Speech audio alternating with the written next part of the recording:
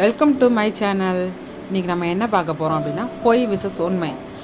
பொய் எந்த அளவுக்கு வேலை செய்யுது, உண்மை எந்த அளவுக்கு வேலை செய்யுது அப்படின்றத தான் பார்க்க போகிறோம். ஒரு ஊரில் ஒரு பையன் இருந்தான்.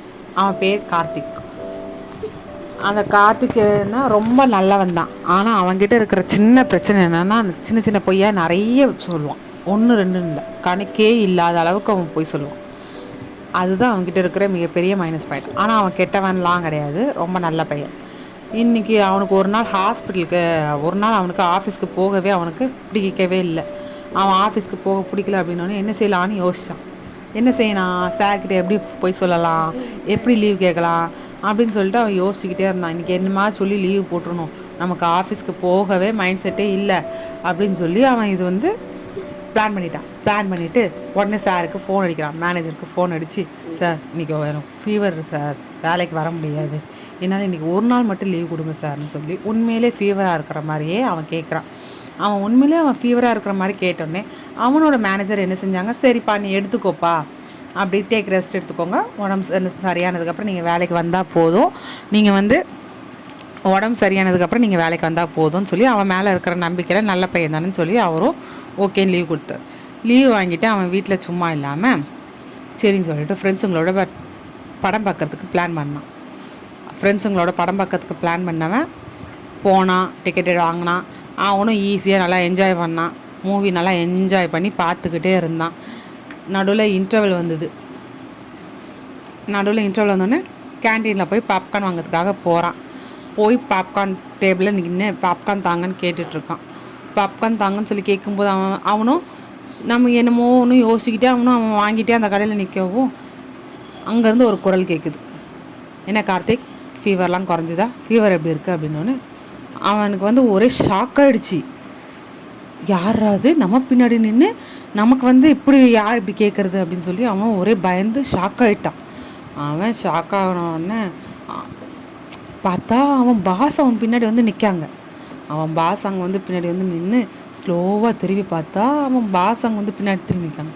சரின்னு சொல்லி அவன் திரும்பி பார்த்து ஐயோ அப்படின்னு ஒரே ஷாக் ஆகிட்டான்.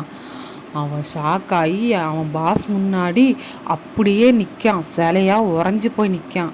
அந்த மூமெண்ட்டில் அவனுக்கு ஒன்றுமே தோணலை. அவன் சாரை பார்த்தோன்னே அப்படியே ஃப்ரீஸ் ஆகி உறைஞ்சி போய் அப்படியே நிற்கிறான். அவனால் ஒன்றுமே யோசிக்க முடியல. அவன் உடனே சரின்னு சொல்லிட்டு, சார் டாக்டர் தான் சார் சொன்னாங்க, ஃப்ரெஷ் ஏரில் நின்னா ஃபீவர் குறைஞ்சிரும் அப்படின்னு சொல்லி டாக்டர் தான் சொன்னாங்க சார் அப்படின்னு சொல்லி வாய்க்கு வந்ததே என்னத்தையோ ஒன்று சொல்லிவிட்டு அப்படி போயிட்டாங்க. 2 பேர் போயிட்டாங்கன்னா இவன் சாரும் ஒன்றும் சொல்லலை, இவனும் ஒன்றும் சொல்லலைன்னு இவன் ஒரு குழப்பத்திலேயே இருக்கான். பாஸ் சிரிக்காரா, கோவமாக இருக்காரா, என்ன தான் இருக்கான் அவரோட புரிஞ்சிக்க முடியாமல் இவனும் அந்த இடத்த விட்டு வந்துட்டான். பாஸும் அந்த இடத்த விட்டு வந்துட்டார். ஒன்றுமே சொல்லலை. பாஸ் ஒன்றுமே சொல்லலைன்னு இவனுக்கு ஒன்றுமே புரியல. மறுநாள் ஆஃபீஸ்கிட்ட ஆஃபீஸ் ஸ்டாஃப் எல்லாரும் இவன் பண்ண விஷயத்தை சொல்லி இவனை கிண்டல் பண்ணி இவனை சிரிக்கிறாங்கன்னொன்னே இவனுக்கு ஹர்ட் ஆகுது. ஏன்னா ஒரு சின்ன விஷயந்தான், இந்த சின்ன விஷயத்துக்கு பொய் சொல்கிறது அவனோட மரியாதையை மொத்தமாகவே கெடுத்துருச்சு. அதுதான் இதில் இருக்க மெயின் பாயிண்ட்டு. பொய் சொல்கிறது ஈஸி, இந்த விஷயத்துக்காக தான் இதை பொய் சொன்னோம் அப்படின்னு சொல்கிறது ரொம்ப ரொம்ப ஈஸி. ஆனால் பொய் சொல்கிறதுக்காண்டு பொய் நம்ம மரியாதையெல்லாம் இழக்க செஞ்சிடும். பொய் சொல்லிவிட்டு எவ்வளோ தூரம் போனாலும் சரி அது நிலைக்காது.